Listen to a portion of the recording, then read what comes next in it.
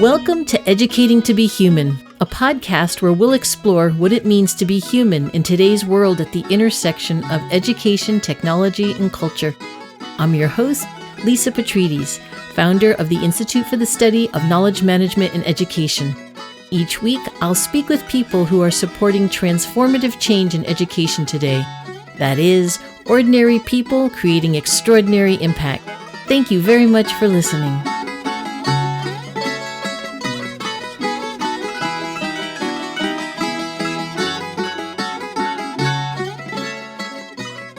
Thank you for joining us on Educating to be Human. In this episode, I speak with Mihalis Eleftheriou. He is, well, many things, but among them, he's a linguist, a musician, and as he said most recently, a farmer.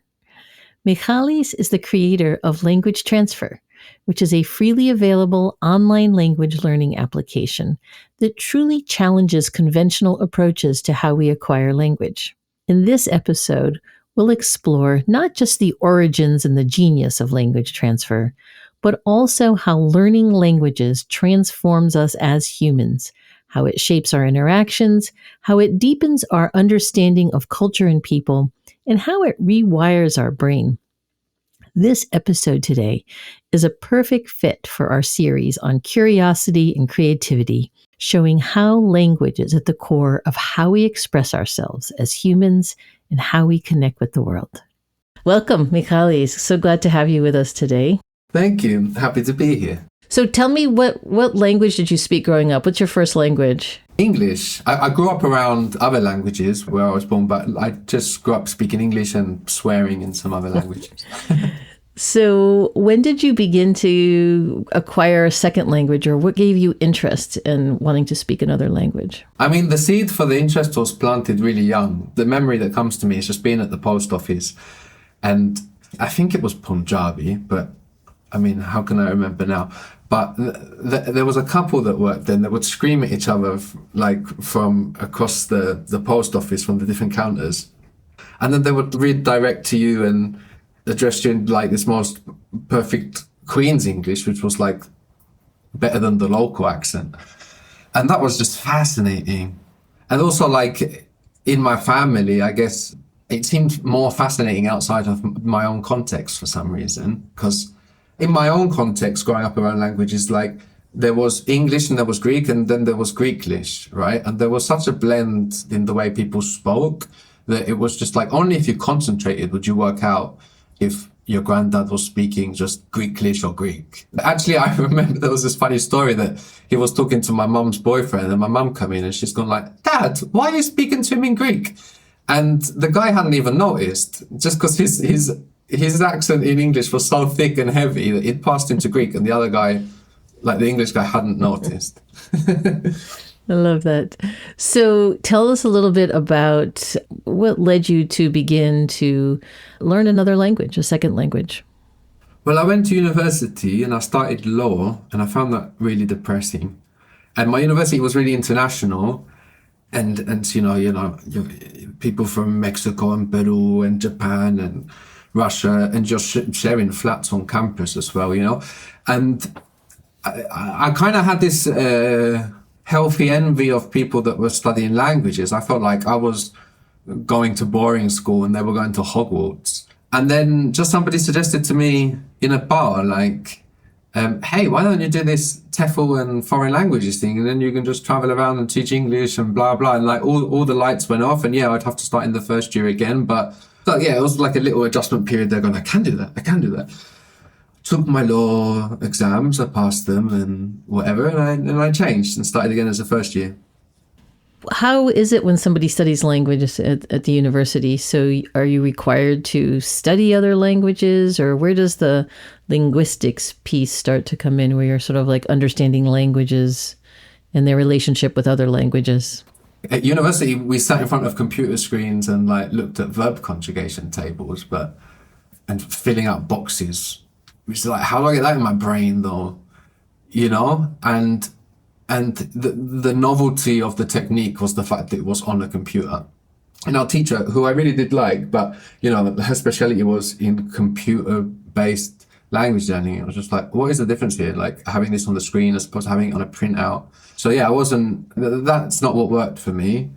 How did you come to realize that language was more than just that, right? More than just sort of learning some verb conjugations and passing the exam. Like, how did you come to realize how learning language changes people or your values or your cultural understanding?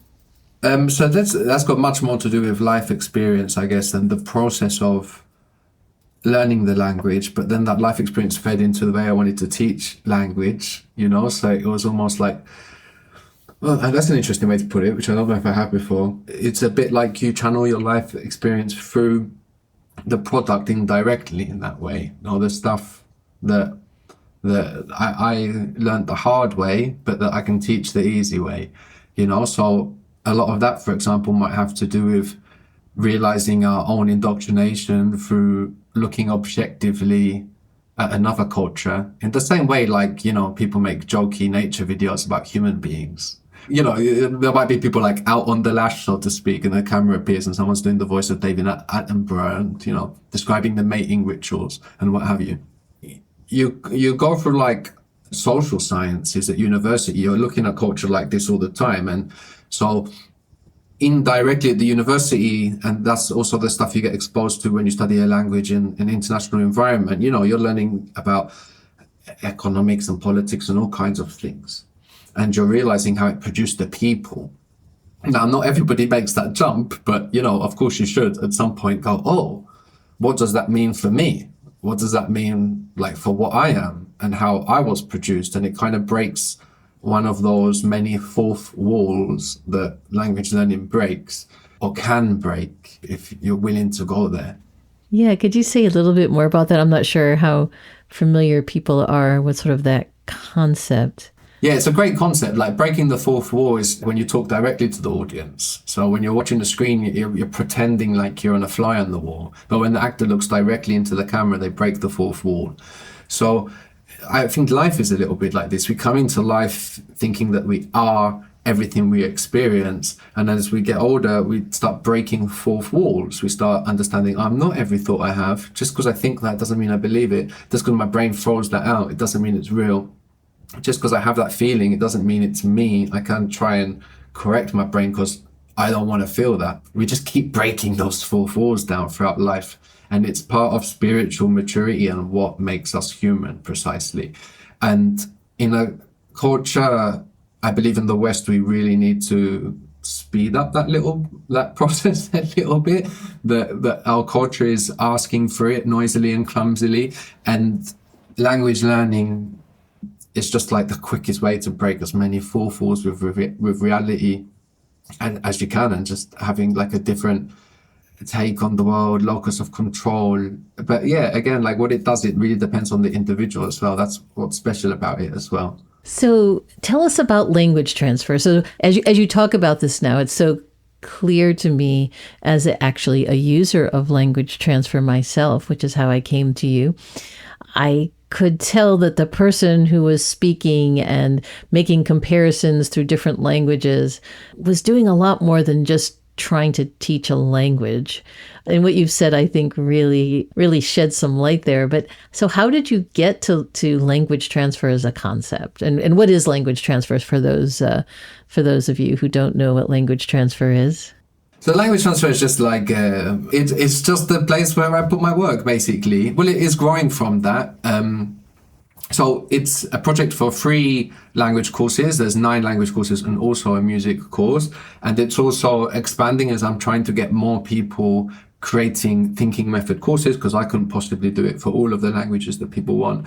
So I'm branching out into this platform that I'm creating for new course writers to write courses in this method with my help. But yeah, pretty much the language transfer is a free education project.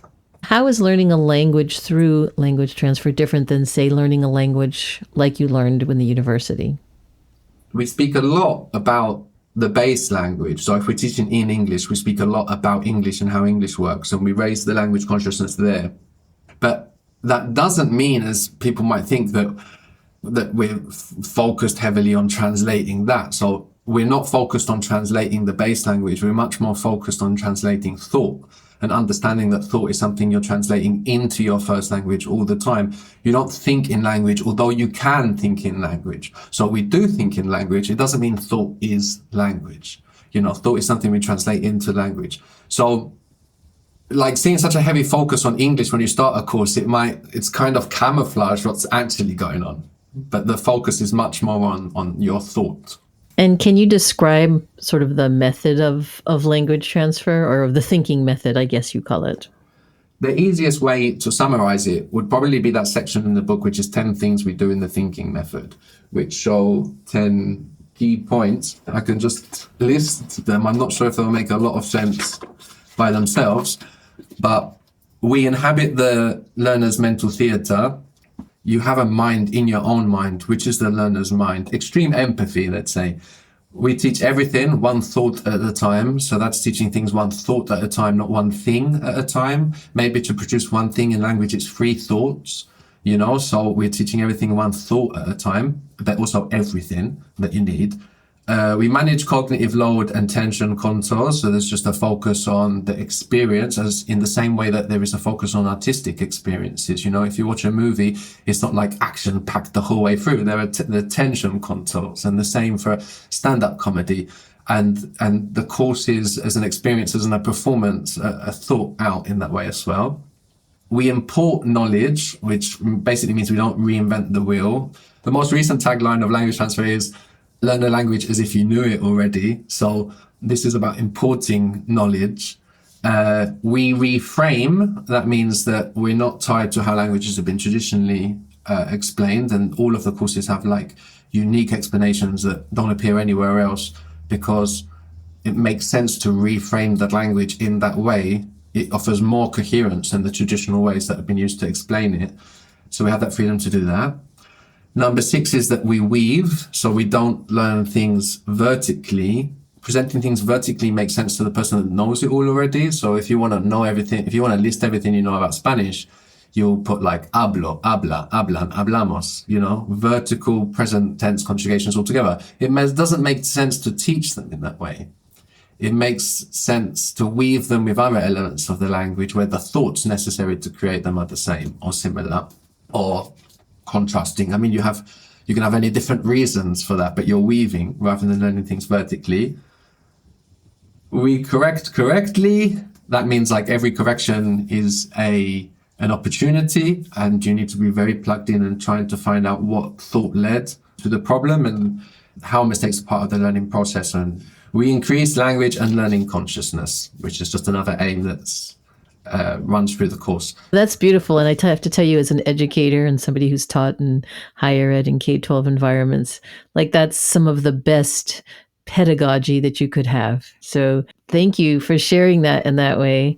And I guess that's something that you've developed over time into this thinking method, as you call it. You said there's 9 languages in language transfer right now. How many of those do you speak? Or do you know, I guess might be a way to say. Oh, like my existence really makes those very 2 different things, don't they? Because I know Swahili because I made I think possibly the most comprehensive Swahili course in the world, but I've literally never had a conversation in Swahili. I've had a lot of conversations with Swahili speakers about Swahili, but it's not a language that I've ever had the opportunity to use or make part of my life. Like I made that course living in the Asturian mountains. Wait, hold on. So you're telling me that you create courses for languages that you don't even know? Well, I know them. I don't speak them. I guess that's the point. So what that means is I could go to Kenya. I could go to Kenya tomorrow and get into survival mode and activate all of that and get conversational and fluent, right? But what's in my brain is just leftovers from making that course so intensely. And I'm very, very particular about there not being errors, right? So I'm always hashing things out with native speakers and all of that. But languages that I've used in my life, well, I mean, I've used them all here and there with a couple of exceptions, but that have been consistent with me have been Spanish, English, and Greek, and Arabic. What do you think happens to our brain when we're learning a new language like that? It depends how. So if you're learning it in this way, you're breaking a fourth wall because you're thinking about thought more than you likely ever have. No, so thinking about thought already, you're breaking a fourth wall. You're understanding that you're not your language, which kind of allows you to take more control over that. But these are all secondary to the euphoria you're experiencing as you're getting dopamine rushes by making these new structures in your brain, not through painful memorization, but understanding and its coherence. And I never use authority to patch up holes in the weaving of the courses, you know, which I feel like other methods that have the same question and answer approach often do. I want you to accompany yourself throughout that whole journey, like for it all to make sense. And for when you make that sense and you make the sentences and whatever, basically you're just elated. Like it's a lot of people have a huge raise in self-esteem and just happiness, and you know, and it feels exaggerated for a language course, but you get all these messages saying like, this has changed my life and blah, and it's just like, if I tell people this, it really sounds like I'm making it up. But of course, like if you haven't had that experience, your brain is just on fire when you start learning this quickly and solidly. Because of course, as you know, like you do 15 minutes and you go, oh, I've learned all of this stuff I can say. But then the longer term stuff, as that goes on, then your brain is benefiting more from all of that. I think it does anyway, but it becomes much more conscious, that fourth wall breaking that's going on. I think you can become further more conscious of that. But again, it depends on the individual, and we're not all built, and we don't need to all like break that fourth wall in the same way. It becomes more and more pressing, as I say, as our culture becomes increasingly unhealthy. But it's a very individual thing, like how far down the rabbit hole you go in that sense. You just talked about the call and response method, or how that works. Could you actually explain that to somebody who hasn't heard language transfer before? So it's an audio in which I'm teaching another student who is a real student, although a lot of people doubt it, and they doubt it because it's edited, of course. They're never as genius as they seem on the audio. I do mention that in the first track, but people forget it. So basically, I'm teaching a student in real time. Like I say, it's an edited experience. And every time I ask them a question, you pause the audio and you think it through and you answer. And that question is always, you know, producing something in the new language. And that's all you have to do. And the rest of how I'm tying all of that together in wonderfully complicated ways, they're only complicated for me. For you as the learner, they should be really simple, because, you know, the courses are so easy to take because all of that complication has already been had behind the scenes, which is why you're learning this language in this really peculiar order rather than in a vertical order, but it all clicks together in a much better. So it's just basically a ride you get on that you have to be very present for. You have to be focused and willing to think. It's not something you should have on in the background. No, something that should have your full focus. But with 10 minutes of learning time, just with 10 minutes, you really achieve a lot. And like complete Spanish, for example, I think it's 14 and a half hours. So with 15 minutes a day, that's 3 months. With half an hour a day, that's 6 weeks. And that's complete. Sorry, I'll stop now. So approximately, do you have an idea how many people are using language transfer or have used it? I have no idea. Like between the two apps, there's over 1 million downloads, and the app it's been about 5 years, I think. I don't know how long the app has been up, but the courses have been online for a lot longer. Like I really have no idea, because also like they were on torrents and people published them illegally. So you've created this method, and you know for sure that over 1 million people have downloaded these videos. That's really phenomenal. And this is just something that's open and free. I don't have to go pay some corporation so much money per month to have access to it. You don't even have to give me your email address or sign up or do any of that rubbish. I really like that detail, to be honest. Like you just go on a website and it's like you're opening a Windows file or something. You know, it's like, what? It's just there. What? I love that. That's a beautiful analogy. Love that. Confuses people. So how do you, if somebody says to you, oh, well, I don't want to name another language learning method, but if somebody says, well, I've used such and such, what is so different about language transfer? What's the kind of simple answer you would give them? Simple answer is a lot of thought goes into language transfer. Everything else is just a lot of graphic design goes into it. Recently, I know that you've created a course on music as a subject. So you have these 9 language learning courses, but now you've created music. So how does that fit within it? Is it that music is like another language, or what prompted you to even delve into this area of creating music as one of your subjects?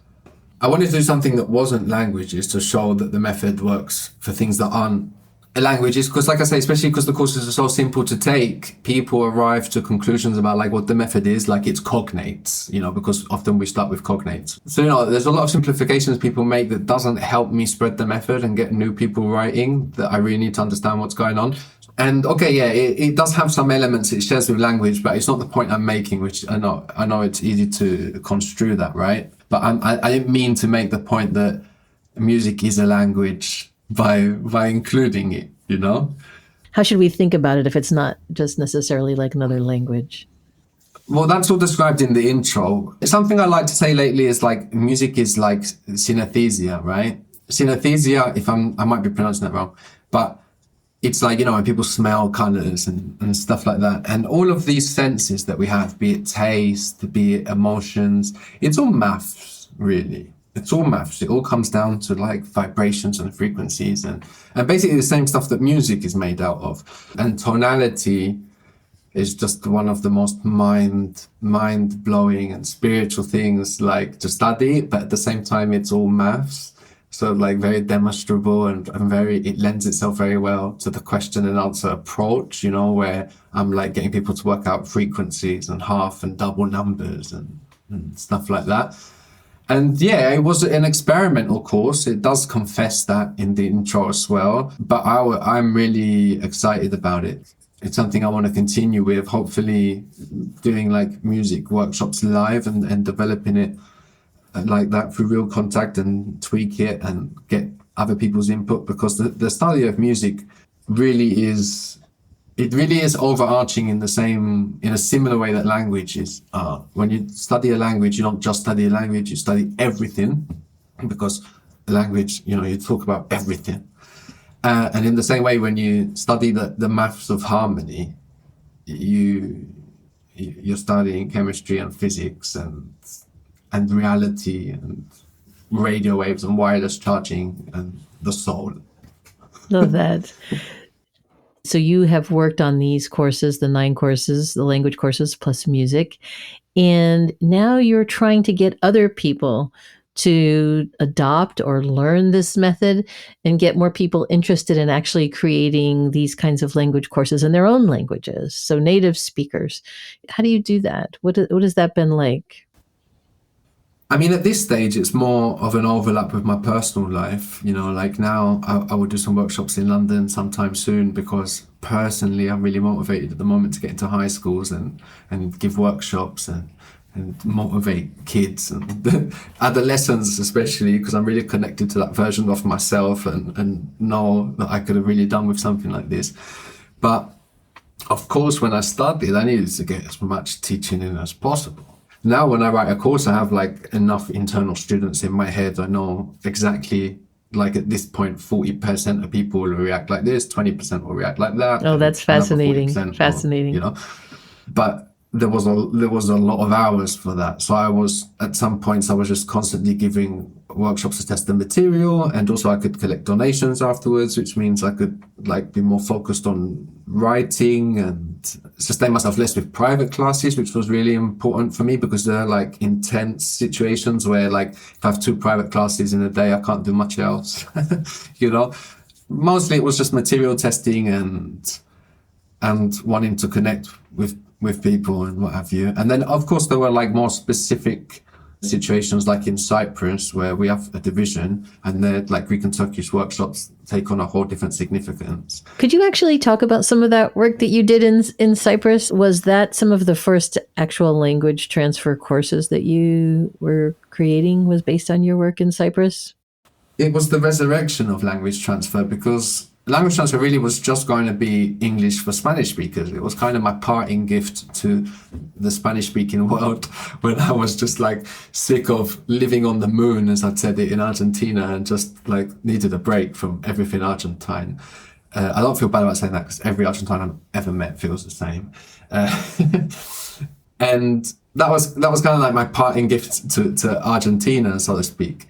And then I went to Cyprus and was like reconnecting with that part of me. And then it was just like, oh, what I did is relevant here. I guess I should do more of that.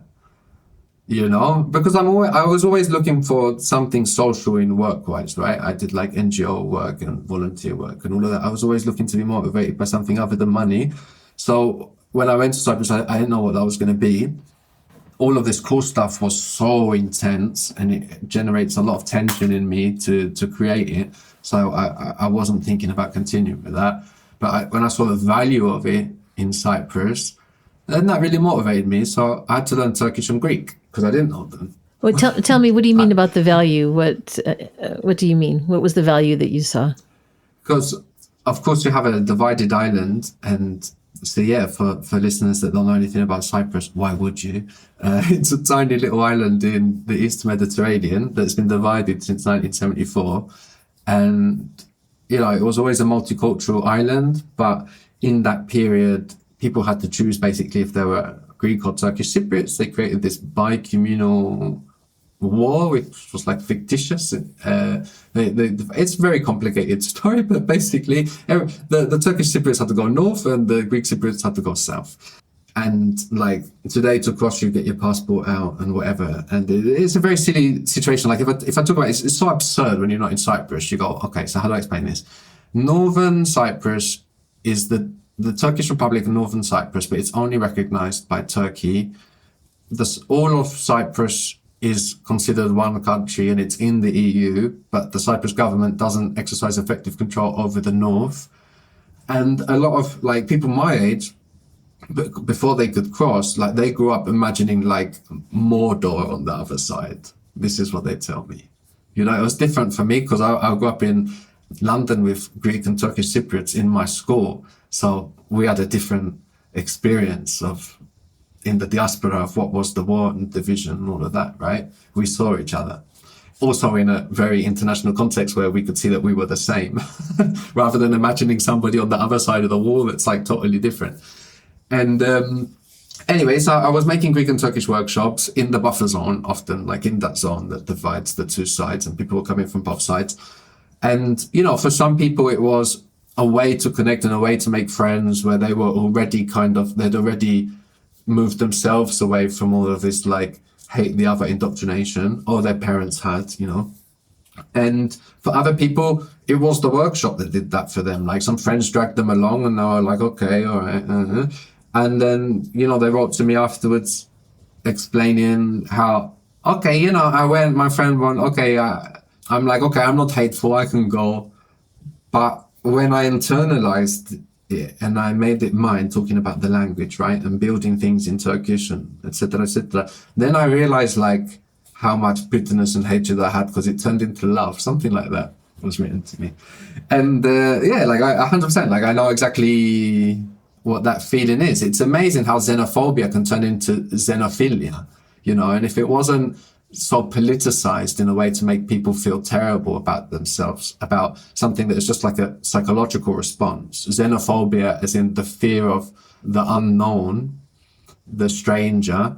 I don't think people should be punished because their brains react like that. It's one of these things that we have to educate ourselves to be human, right? Which is, like, oh, my brain does that because it's come from millions of years of conquests and whatever. But I live in a multicultural society. Maybe I can learn that guy's language so I feel less like this. That's how you deal with racism and this. Not the pointing that, you know, that is very common nowadays, just trying to point at whatever is considered not only racist but not anti-racist. That's not the way we deal with these things. So through this, you were basically, I think, teaching Greek Cypriots Turkish and Turkish Cypriots Greek. And from this, you said that language transfer was resurrected. What do you mean by that? You then started to kind of codify it and put up the files so people could use them? Or Resurrected in the sense that it was just meant for English for Spanish speakers. So, that was all it was going to be. And then it was just like, oh no, okay. So resurrected in that sense, like, okay, just more courses on that page. I'd have to I'd have to make an English version, because the first page was just in Spanish. so then at this point you have Spanish, Turkish, Greek, and Arabic. And then how did you expand to those other languages? Yeah, there was a lot of bouncing around there because I did the English course first, but I deleted that one and I made a new one. I made the Greek course and I deleted that one. I made a new one and I made the first Spanish and I also deleted that.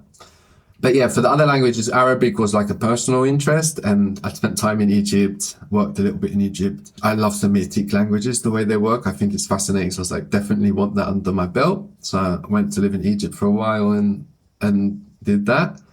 Some of the languages were voted by the usership. Swahili was commissioned. I had an option for commissioning, which I took down after Swahili. I was like, not doing that again. And that was commissioned by an NGO that needed it. Talk to me a little bit about this idea you have for how you can not just have these free and open courses, but how you're hoping that others could take this sort of platform and approach and create other languages or subjects. Basically, I don't want people to come and help me. That's not what I'm asking for.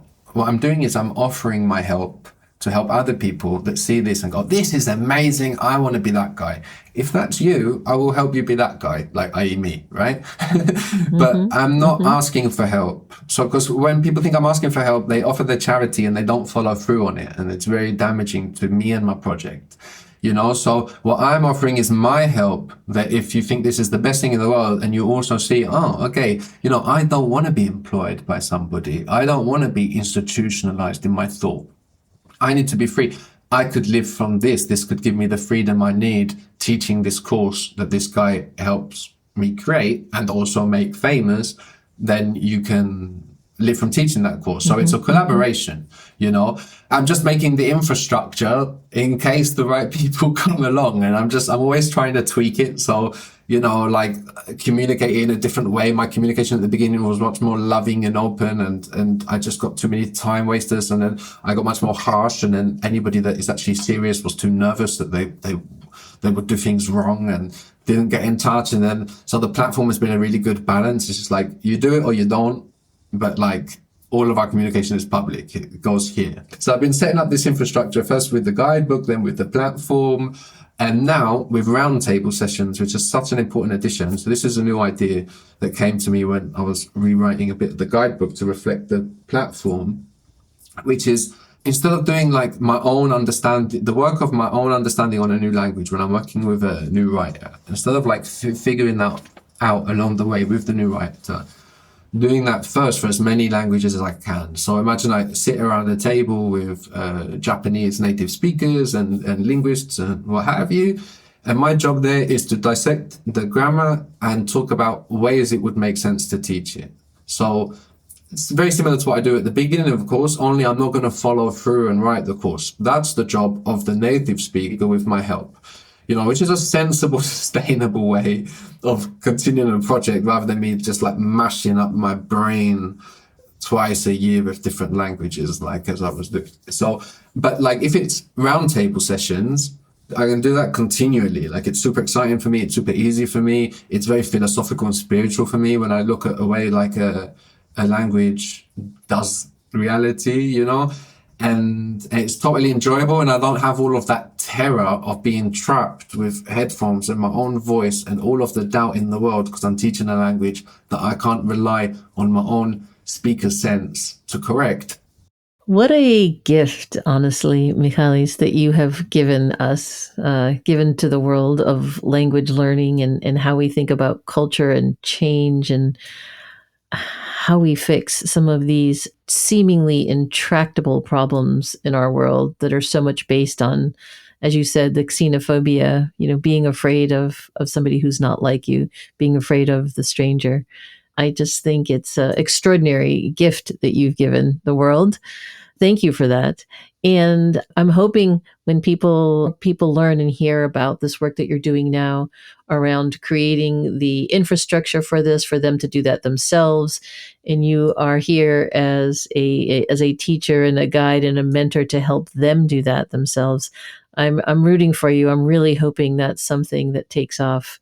How many languages are there in the world? But that's not the question. The question is, how many language combinations are there in the world? Because if you teach Russian to a Spanish speaker, it's not going to be the same to a Japanese speaker. So yeah, like this is the plan for it to go on forever by itself. You know, I'm trying to like leave a base of work there so I can like happily die somewhere at some point, and it will continue. Thank you so much for joining us today, Mihalis. It's truly been a pleasure. And to our listeners, you can learn your next language by visiting Language Transfer at languagetransfer.org. Thank you, everybody, for listening to the show this week. This has been Lisa Petrides with Educating to be Human. If you enjoy our show, please rate and review us on Apple, Spotify, or wherever you listen to your podcasts. You can access our show notes for links and information on our guests. And don't forget to follow us on Instagram and Twitter at edu2behuman. That is EDU to be human. This podcast was created by Lisa Petrides and produced by Eleni Theros. Educating to be Human is recorded by Nathan Sherman and edited by Ty Mayer.